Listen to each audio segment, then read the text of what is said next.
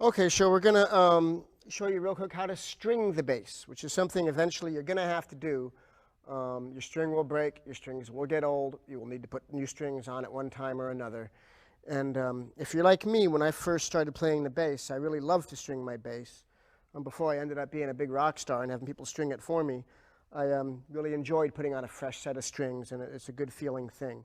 And you know, some guys, like, they really like their strings to be very, very old. The older they get kind of a really warm, dead, thudding kind of sound, which is a beautiful sound.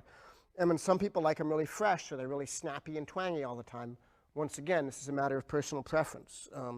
I like both for different things, depending on what I'm playing. But in any case, I took off the E string so I can put it back on and show you. Here's the E string. On one end, it has this little knob, which ends up down here at the bridge, and the other end, the string just stops, and it has this red cloth stuff on it. And that ends up down here in the tuning peg. So what we do is, here's the E string missing right here. Behind here is the corresponding hole on the bass, which is right here. You take this end of the string, you stick it in the hole, just whack that baby in there, pop that baby in there, feed it through. It goes in. Then take the string out. You see it's come all the way through. Make sure it's all the way through. Then you pull it down the neck, and you see that's where it will go, right there on the neck. Then you take this end, and you insert it into this part of the tuning peg mechanism, right into this hole.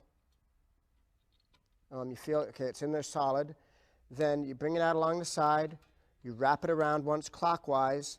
And if there's too much string, well, you have to wrap it and wrap it and wrap it around several times. That means you have too much string, and you need to cut a piece of the string off at the end, which you can do with like a hard pair of like a cutting plier type of things, or you can just bend it and keep bending it over and over again. It'll break off.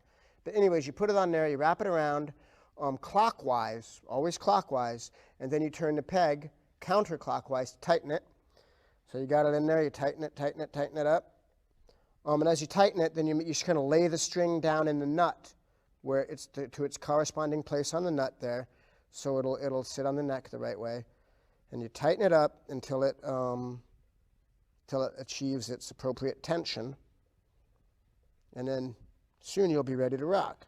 But once you put the string on there, you're going to have to tune it. Since you just put it on, it is not automatically in tune. You have to make it be in tune.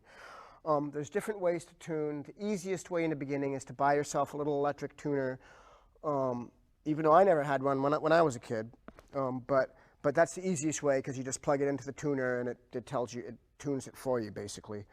But what I'm going to do, or you can tune it to a piano or any other instrument or a record or anything that you know has the right pitch that you want to tune to. In this particular case, I'm going to tune the E string to the A string, which has already been on there and which is in tune, because as you can hear, the A, the D, and the G, which have been on there, are in tune together. They play together in a nice tuning, but you see if I add the E, that E's a little out. The E's way low, so we're going to need to bring it up. And the way to tune to another string is if you go to the 5th fret of the string directly above it, that will be the note. You can just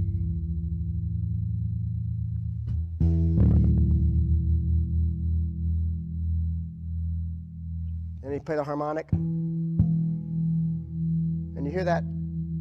Hear it going. Wow, wow, wow, wow, wow, wow, wow, wow, wow, wow, wow, wow. And as soon as that till that wow wow stops and it balances out.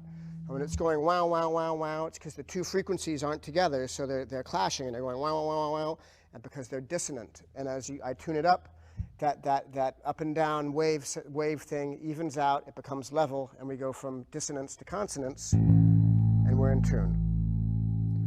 So I tuned it to the E string to the other strings that were on there, which were already in tune. But you can tune to any pitch that's in tune, and you will have that same wow wow wow wow wow sound when you get close. And then you just tune it until the fluctuations disappear and it becomes even, and you get it in tune. But you know, tuning, it takes a little while to learn how to do it. It's not something you're going to do right off the bat. But you got to figure it out. You learn how to do it. A tuner is the easiest way. But to be honest, I recommend not using a tuner and learning how to do it by your ear, because even though it might be difficult at first and it will take you some time to learn how to do it, if you learn how to tune by ear, you'll always be able to tune your bass quickly. It'll make you hear music that much better, understand music that much better, and just be a much better bass player. So a tuner is easier. I recommend not using a tuner.